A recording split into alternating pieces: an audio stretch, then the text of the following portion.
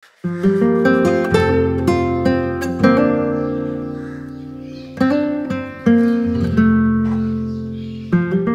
এখনো ব্রেকফাস্ট হয়নি, সকাল সকাল দেখো আমি কাঁচা আম নিয়ে পড়েছি। বুঝতেই পারছো এতগুলো আম এরমভাবে কেন কাটছি, কারণ আজকে আমার একটা অন্যরকম আমের আচার বানানোর প্ল্যান আছে। সেদিনকে আমের আচারটা এত সাকসেস হয়েছে না, তারপর থেকে মানে একদম নেশা লেগে গেছে, মনে হচ্ছে আমটা যদি উঠে যায়। এই ঝড় বৃষ্টি হলো, আমি ভাবছি যে আমগুলো মনে হয় সব পেকে যাবে, আর মনে হয় আমি আচার করতে পারবো না। আমাকে আজকে সকাল 8:30টার সময় সৌমি পাঠিয়েছে বাজারে আম আনার জন্য।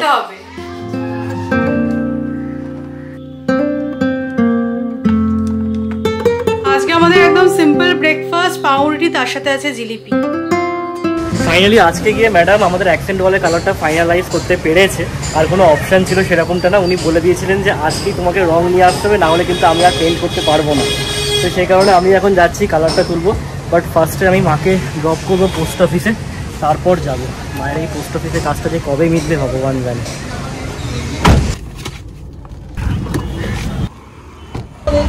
রয়্যালের একটা কালার লাগবে।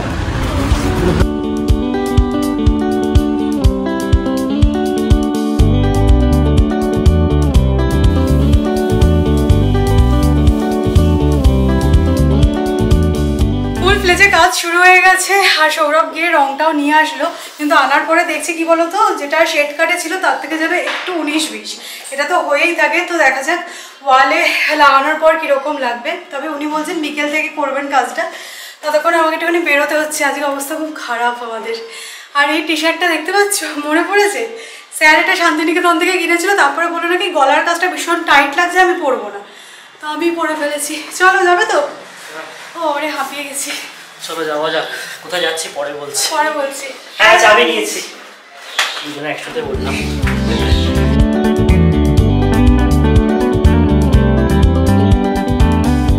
সকালবেলা রান্না বান্নার প্ল্যান সেরকম কিছু নেই, যেহেতু বৃহস্পতিবার আমরা ডিসাইড করেছি সবাই মিলে যে ভাতে ভাত খাবো। মামুনিরও আজকে বেরোনোর আছে, তাই ভাবলাম যে সকাল সকাল এই কাজটা আমি মিটিয়ে দিই। দেখো রুমে কালার হচ্ছে তো বুঝতেই পারছো, রুম মেকওভার হবে। আর যে জিনিসটা আমার খুব ভালো লাগে, মানে আমার প্রিয় জিনিস, আমরা এসেও গেছি ইনফ্যাক্ট, এখন আমরা এসেছি ফার্নিচার হবে। তো ফার্নিচার কেনারই প্ল্যান আছে, মেনলি সাইড টেবিল দেখার জন্যই এসেছি। কিন্তু যেহেতু কালার হচ্ছে বুঝতেই পারছো অনেকটা টাকা বেড়ে যাচ্ছে, তাই খুব বেশি যে বাজেট আছে সেরকমটা নয়, একদম কম বাজেটের মধ্যেই কিছু নেওয়ার প্ল্যান আছে। তো সেটাই আমরা এখন দেখতে এসেছি হাজব্যান্ড ওয়াইফে মিলে, দেখা যাক। তো আগের বারে যখন রুম মেকওভার করেছিলাম তখন তো সেগুলো কসমেটিক চেঞ্জেস ছিল, এটা একটা মেজর চেঞ্জেস হচ্ছে বিয়ের পরেই প্রথম। মানে কালারটা যেহেতু আমার কখনোই খুব একটা ভালো লাগছে না, তাই জন্য আমি খুব এক্সাইটেড যে কালারটা অ্যাটলিস্ট হোয়াইট হয়ে যাবে। আর অ্যাকসেন্ট ওয়ালের কালারটা তো তোমরা দেখতেই পাবে, ওটা সাসপেন্স থাক। চলো ফার্নিচার হবে এসছে, এটা সোদপুরের কাছাকাছি না? বেলঘড়িয়া। আচ্ছা, যেহেতু আমাদের খাটটা হচ্ছে সেগুন কাঠের পালিশ, তার সাথে ম্যাচ করে সাইড টেবিল পাওয়াটা বেশ দুষ্কর। যেগুলো আমরা দেখছি মোটামুটি ল্যামিনেট, হ্যাঁ সুন্দর ম্যাচিং আছে বেডের সাথে সাইড টেবিল, বাট আমাদের সাথে ম্যাচিং হওয়াটা বেশ ডিফিকাল্ট হয়ে যাচ্ছে। তো আমরা জাস্ট দেখছি যদি পেয়ে যাই। একটু হোয়াইটের উপর পুরোপুরি হলে যেটা আছে সেটা একটু কস্টলি, সেটা 5,000 টাকা। ফোনের মধ্যে এটা ঠিকঠাক পেয়েছি, 3000 দাম চাইছেন, কিন্তু মেনলি হচ্ছে যেহেতু আমরা আলাদা আলাদাভাবে কিনবো, তাই কালারটা নিয়ে একটুখানি ডাউট হচ্ছে। আমার হোয়াইট হলে ভালো হতো, কিন্তু ওনারা ওরকমভাবে বানিয়ে দেন না। এখানে সমস্ত কিছু অ্যাসেম্বল হয়, খালি কোম্পানি মেড ফার্নিচার। কিন্তু এই নিচের পোর্শনটা অনেক বড় না, ভালো কমফোর্টেবল। দেখো একটা তো অপশন দেখলাম, মানে ফার্নিচার হাব। আমার মনে হচ্ছে না এখানে যে সেকেন্ড হ্যান্ড ফার্নিচারের দোকানগুলো আছে, এটা হচ্ছে তোমার সাগর দত্ত হসপিটালের ঠিক অপোজিটে। তো ওইখানে আমরা এসেছি এর আগে যখন রুম মেকওভার করেছিলাম, তোমাদের মনে আছে? এইখান থেকে একটা সাইড টেবিলের মতো একটা জিনিস আমি কিনেছিলাম, তো 300-350 টাকা নিয়েছিল। ওই রকমও যদি একটা পেয়ে যাই আমার কিন্তু কাজ চলে যাবে, কারণ এখানে আমরা কতদিনই বা থাকি, তো সেই কারণে খুব বেশি ইনভেস্ট না করলেও চলে। এটা মনে হচ্ছে যেটা রেডিমেডের থেকে জোগাড় করে কাজটা চাওয়া হলে বেটার হয়। হ্যাঁ, মোটামুটির মধ্যে একটুখানি দেখলাম, খুব একটা যে পছন্দ হলো বা পছন্দের কিছু পেলাম সেরকমটা নয়। তো বাড়ি চলে যাচ্ছি, দেখা যাক অন্য কিছু একটা প্ল্যান করতে হবে। না আগের বার সবাই ডিআইওয়াইটা করেছিল, সেটা করার জন্য কিছু একটা পেয়েছিল পছন্দসই, এবার কিছু নেই, পছন্দসই কিছু নেই। এগুলো আসলে সেকেন্ড হ্যান্ড ফার্নিচারে তো যখন যেরকম আসে আর কি। চলো যাওয়া যাক। মটর ডাল দেখো ভাতে দেওয়া হচ্ছে, বেটে নেওয়া হয়েছে। এবার গোল গোল করে ভাতটা ফুটতে শুরু করলে এর ভেতর দিয়ে দিতে হবে। এটা খেতে কিন্তু হেভি লাগে। আর ইন্টারেস্টিং ফ্যাক্ট হচ্ছে কি এরকম গোল করে দিয়ে দিচ্ছ ব্যাপারটা কিন্তু ছেড়ে যাচ্ছে না। না ওই জন্য ফুটবে তখন দিতে হবে, ওটার উপরে দিতে হবে। ঠিক বেটেছি না? হ্যাঁ সুন্দর হয়েছে। আজকে হচ্ছে কি আমাদের সুপার কমফর্ট ফুড, বাট এটা খাওয়ার জন্য না একটু বৃষ্টির প্রয়োজন ছিল। গরমটা প্রচন্ড, সত্যি কথা খুব গরমটা পড়েছে। আর তার মধ্যে এরকম গরম গরম ভাতের সাথে আছে মটর ডাল সেদ্ধ, তার সাথে আছে আলু সেদ্ধ আর কুমড়ো ভাতে। বাহ,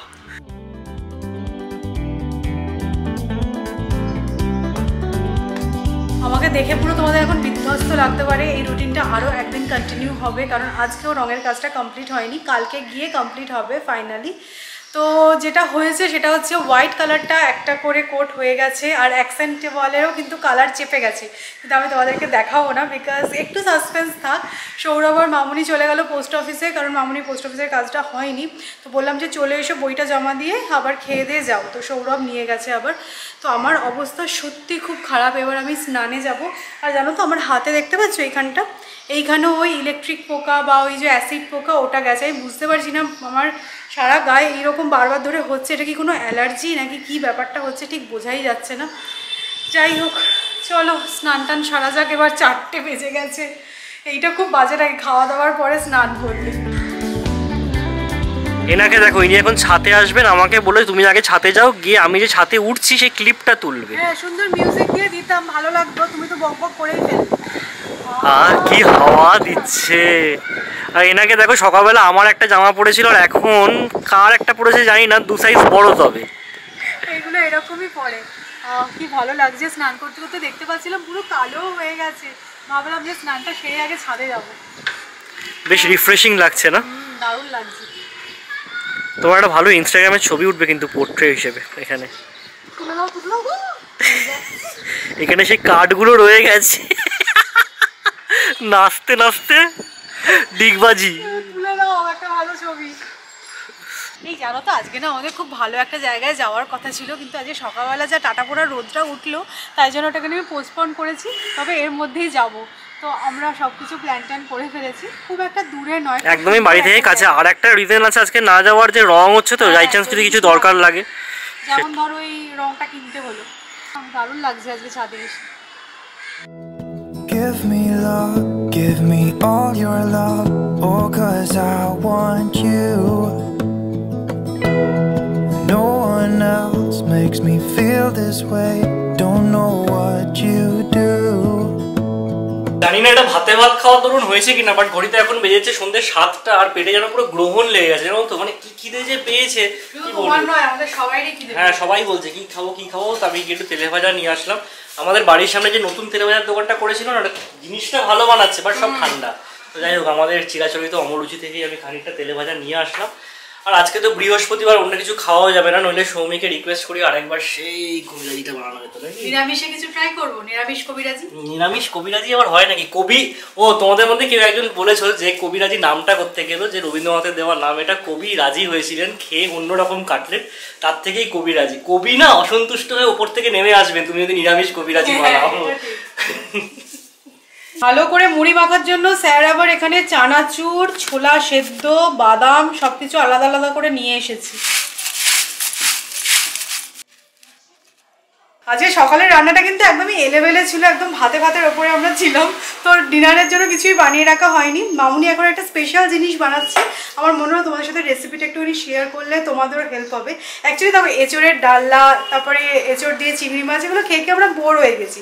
আর এঁচোড়টা যেহেতু গরমকালের সবজি, এটা হয়েই থাকে বাড়িতে। তো মামুনি আজকে কি বানাচ্ছে বলতে, এঁচোড়ের কোফতা কালিয়া। তো মামুনি তো জানোই এই টাইপের একটু বড়াগুলো ভাজতে ভালোই বাসে।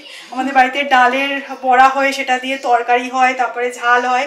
তো আমরা যত বারণ করে এরকম ভেজো না, মানে এটা আমার মনে হয় বেশি খাটুনি। তো যাই হোক বলছি সকাল থেকে রান্না হয়নি তো মামুনির শরীরটা আর কি ঠিকঠাক লাগছে না। তো এখন কোফতা বানানো হবে, তারপরে কালিয়া হবে। তো এঁচোড় আর আলুটা আর কি ভালো করে এখন ম্যাশ করছে মামুনি। আলু আর এঁচোড়টা সেদ্ধ করে নিয়ে কিন্তু দেখো ভালোভাবে ম্যাশ করে নেওয়া হয়েছে। এবার এর মধ্যে দিয়ে দেওয়া হচ্ছে আদা বাটা, জিরে গুঁড়ো, লঙ্কা গুঁড়ো, গরম মশলা, স্বাদ মতো নুন আর মিষ্টি। তবে হ্যাঁ মিষ্টি বলতে কিন্তু এখন আমরা চিনিটা কমপ্লিটলি অ্যাভয়েড করছি, আমরা সব রান্নায় এখন আখের গুড় ইউজ করছি। আর বিলিভ মি আমার মানে এটা আইডিয়াই ছিল না যে আখের গুড় ইউজ করলে কিন্তু টেস্টে কোনো রকম ডিফারেন্স হয় না। আমি তো ভাবছি 1 কেজি নিয়ে যাবো পুনেতে। ওখানে এত ভালো আখের গুড় পাবো কি? এই আখের গুড়টা হেভি। কিন্তু মহারাষ্ট্রতে ভালোই আখ হয় মনে হয়। পাবো তাহলে বলছি। এবার ভালো করে আর কি মিক্স করে নিতে হবে, আর লাস্টে তোমাকে বেসনটা অ্যাড করতে হবে না, তা না হলে তো চিটটা হবে না। একটু বেসন দিয়ে দিলে অল্প করে, একটু বেশি লাগে না। বেশি তার মানে না বেসন না না না, তাহলে বেসন বেসন বেসন বেসন খেতে হয়ে যাবে। এখানে তেল গরম করতে দেওয়া হয়ে গেছে, আর আমরা কোফতাগুলো আর কি শেপটা দিয়ে দিচ্ছি। এটা একটু ছোট হয়ে গেল।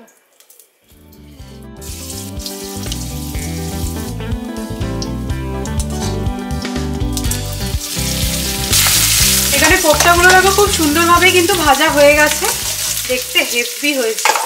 আর এখানে শুকনো লঙ্কা তেজপাতা অ্যাড করে আদাটা অ্যাড করে দেওয়া হয়েছে। এবার টমেটো পিউরি দিয়ে দেওয়া হয়েছে। একটুখানি গ্রেভিটাকে ঠিক বানানোর জন্য টমেটো ইউজ করা হচ্ছে। দেখো গ্রেভিটা তোমরা যেরকমভাবে খুশি বানাতে পারো, এর মধ্যে আলুও অ্যাড করতে পারো, কিন্তু এই প্রসেসে কোফতাগুলো বানিয়ে দেখো, খেতে খুব ভালো লাগে। দিদি এসছে, দিদি তো এমনি শুধু মুখেই কয়েকটা কোফতা খেয়ে নিল, বলে খুব সুন্দর টেস্টি হয়েছে। গ্রেভিটা কিন্তু রেডি হয়ে গেছে, এবার কোফতাগুলো অ্যাড করে দেওয়া হচ্ছে। লাস্টে নামানোর আগে কিন্তু ঘি আর গরম মশলা অ্যাড করবে, যেহেতু এটা এঁচোড়ের কোফতা তাই খুব বেশি কিন্তু ফোটাতে হবে না, কারণ ভেঙে যাবে তাহলে পরে।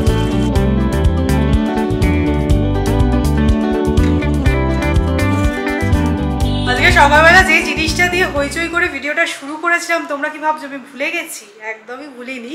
সিজন হচ্ছে ব্যাপারটা। এই দেখো আম কিন্তু সুন্দরভাবে শুকিয়ে গেছে, তো কালকে সকালবেলা এর ব্যবস্থা হবে।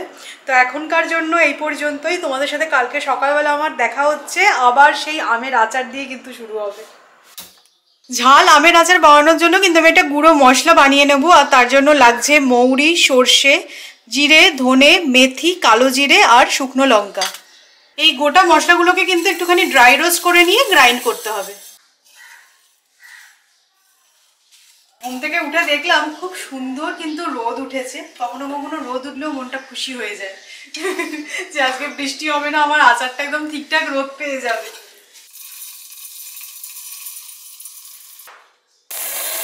এটা মামুনির একটা ট্রিক্স, যখনই আচার বানানোর জন্য মশলা প্রিপেয়ার করা হবে তখন কিন্তু পুরো মিহি করে বাটবে না। টেক্সচারটা দেখতে পাচ্ছ কিরকম আছে। এই আচারটা বানানো কিন্তু ভীষণ সিম্পল। একটা কাঁচের বোল নিয়ে নিয়েছি, আর তার মধ্যে মশলাটা অ্যাড করলাম, স্বাদ মতো নুন দিয়ে দিচ্ছি। এবার দেখো ঈষৎ উষ্ণ সর্ষের তেল ওই মশলাটার মধ্যে অ্যাড করব।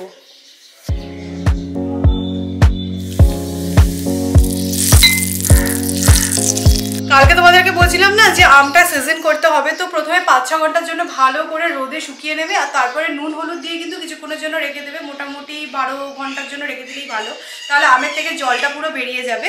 তো এবার এই আমগুলো এই মশলার মধ্যে আর কি অ্যাড করব।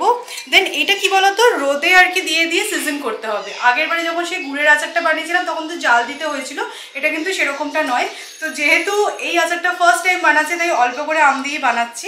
গুড়ের আচারটা যেরকম পুরো সুপারহিট হয়েছে, ওটা আবারও বানানোর প্ল্যান আছে, কারণ অলরেডি অর্ধেক শিশি হয়ে গেছে ওটা। তো আমরা প্রত্যেকদিন লাঞ্চ করার পর ওটা খাবো। তো দেখা যাক এইটা কিরকম হয়।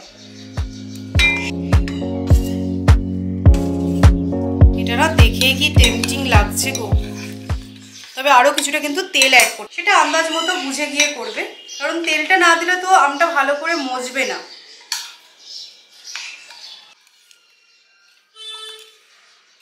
বলতে গেলে আমের টক ঝাল আচার কিন্তু একদম রেডি। চলো এবার এটাকে ছাদে আর কি শুকোতে দিয়ে আসি।